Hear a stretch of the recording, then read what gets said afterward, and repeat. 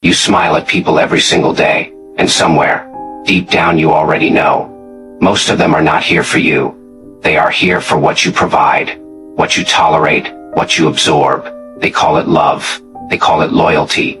They call it family. But the moment you stop being useful, you will find out very quickly exactly what it was.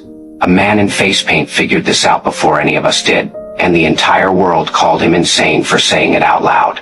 Today I am going to show you why the Joker was right. About everything. Stay with me, because what's coming, no one else will tell you. The Dark Knight was released in 2008. Everyone talked about Heath Ledger's performance, the disappearance into the role, the makeup, the pencil trick, the chaos, but nobody almost stopped to actually listen to what the Joker was saying. We were so committed to labeling him the villain, we completely missed the fact that he was the only honest person in the entire film. Every other character, Batman, Harvey Dent, Commissioner Gordon, was performing, playing a role written for them by society. Wearing invisible masks is far more suffocating than anything made of grease paint. The Joker, he ripped those masks off. Not just theirs, ours. And that is what makes people deeply uncomfortable. You know why? Because the truth, when it finally shows up in front of you, does not arrive looking like a hero. It arrives looking like a man with green hair, a fractured smile, and absolutely nothing left to lose. If you stay with me for these next 20 minutes, your perspective on this character, on society, and on yourself will never be quite the same. Let's begin. Let me ask you something. Honestly, have you ever given everything to someone, your time, your energy, your loyalty, and the moment things became difficult, they vanished? Have you ever been the first person to show up for people who were never once there when you needed them? Have you ever smiled at someone genuinely warmly, who was quietly undermining you the moment your back was turned? Of course you have. We all have. And what do we do with that? We rationalize it. We tell ourselves, maybe I'm being too sensitive. Maybe they're going through something. Maybe I'm expecting too much. We manufacture excuses for people who have never once made one for us. Why? Because we were conditioned from childhood, from school, from every institution that shaped us to believe that being good means being available, being patient, being useful. And that is precisely where the wound enters. The moment you become more valuable as a function than as a person, you have already lost. You simply have not been told yet. The Joker understood this, not as a theory, not as a philosophical concept. He felt it in his bones, in his history, in the scars written across his face. Scars that different versions of his story always seem to explain differently, because everyone who has ever been broken by the world has a different reason for how they got there. But they all arrive at the same place. And here is what is interesting about that place. Being broken is precisely where the truth begins. There is a scene in The Dark Knight that most people watch as action. The Joker is locked in a jail cell. Batman looms over him, convinced he holds the power in the room. And the Joker just laughs, because Batman believes control comes from strength, from rules, from structure. And the Joker has understood something far more unsettling. He has nothing left to protect. He tells Batman, you didn't think I'd risk losing the battle for Gotham's soul in a fist fight with you. Read that again. He is not afraid of Batman. He is not afraid of prison. He is not afraid of anything, because fear requires something at stake, and the Joker has deliberately detached from everything that could be taken from him. Now apply that to your own life. How many decisions do you make every single day from fear? Fear of judgment. Fear of rejection, fear of losing someone's approval, fear of being seen as difficult, as ungrateful, as too much.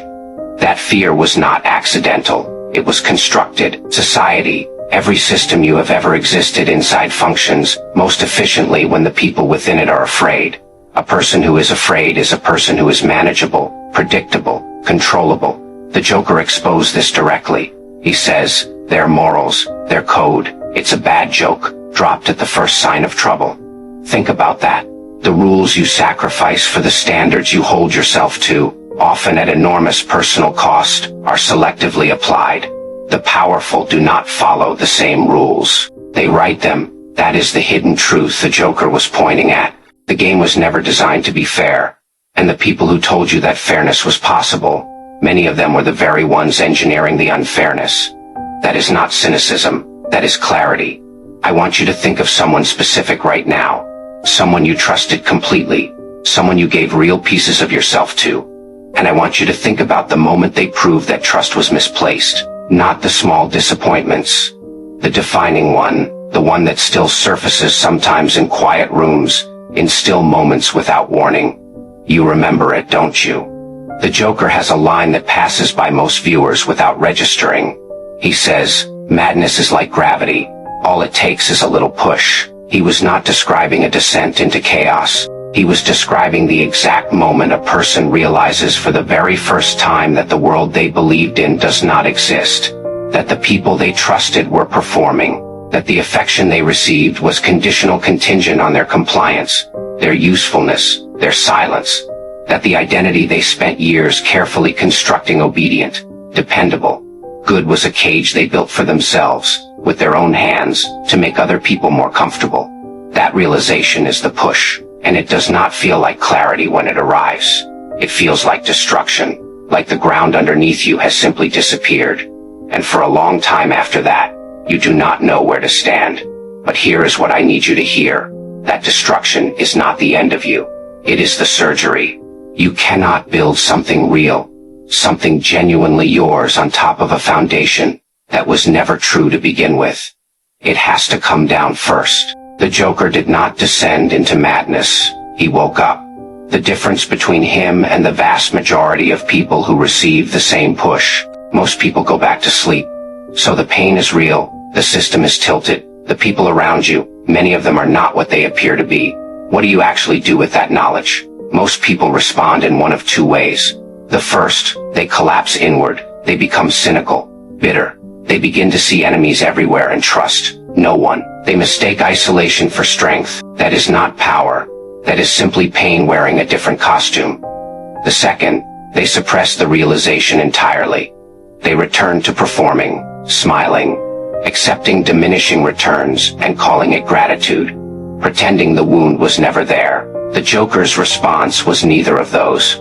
He stopped explaining himself. Consider this. Every other antagonist in that film, every corrupt politician, every crime boss had justifications, elaborate rationales for every action. They needed other people to understand them, to validate them, to agree that their choices were reasonable. The Joker simply moved, without apology, without performance for anyone's benefit but his own. Now, I am not suggesting you cause chaos. I am suggesting something far more radical and far more difficult. Stop spending your energy trying to convince people of your worth. If someone cannot perceive your value, that is a limitation in their vision. It is not an error in your construction. Walk away with your dignity intact. No dramatic explanations. No desperate attempts to make them understand. Stop asking for permission to occupy space. Stop reducing yourself to fit inside rooms that were never designed to hold the full weight of who you are. The real power move. The most underrated, most misunderstood power move available to any human being is knowing yourself so completely that the opinions of others become genuinely irrelevant. Not performed indifference, actual indifference, born from a settled sense of self. The Joker had no interest in managing his reputation, no image to protect, no audience to please. He knew precisely what he was, and he was settled in it utterly and completely. That is not insanity. That is a form of freedom most people will never allow themselves to experience. Imagine waking up tomorrow without the weight of other people's expectations. Not recklessly, not without care, but genuinely, from the inside out, with full knowledge of what you are and what you are not and complete peace with both. Imagine walking into any room without scanning faces for signals of approval, without adjusting your voice, your laugh, your values to match the comfort level of whoever is standing nearest to you. Imagine saying what you actually believe, pursuing what you actually want, building toward what you actually envision for your life. That version of you is not dangerous. That version of you is alive. The Joker says something to Batman near the end of the film that most people read as taunting. He says, "I don't want to kill you. What would I do without you? You complete me." On the surface manipulation theater, but beneath it something far more sophisticated. He was saying, I need resistance. I need the world to push back against me, because that friction is what defines me. Without it, there is nothing to sharpen against. The betrayals you have experienced, the systems that failed you, the people who underestimated you, dismissed you, left you are your friction. And friction, for the right kind of person, is not destruction. It is fuel. The only question worth asking yourself at this point is this: what kind of person are you going to decide to be? Not the one who keeps waiting for the world to become fair before they begin. The one who accepts that the world will never be fair and begins anyway.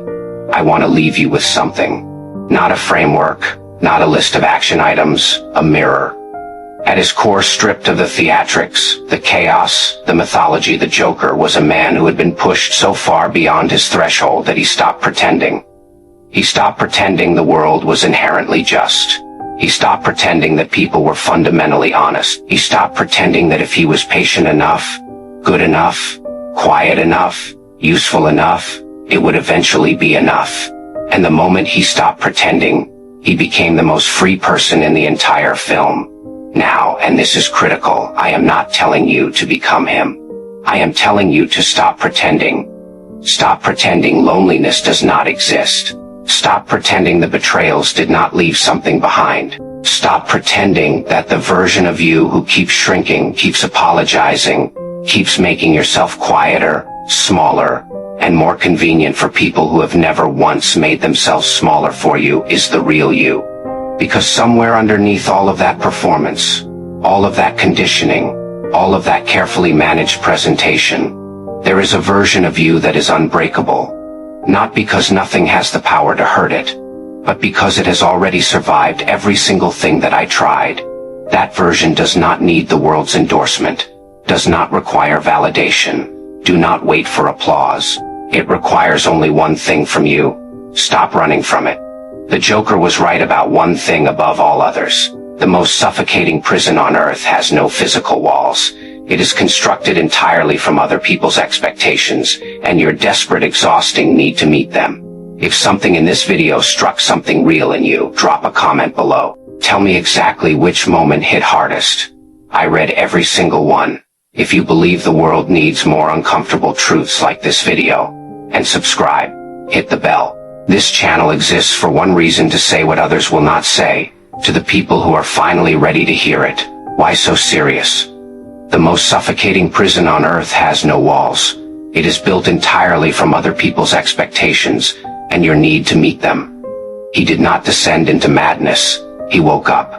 The difference between him and most people go back to sleep. Stop spending your energy convincing people of your worth. Their inability to see it is their limitation, not your flaw.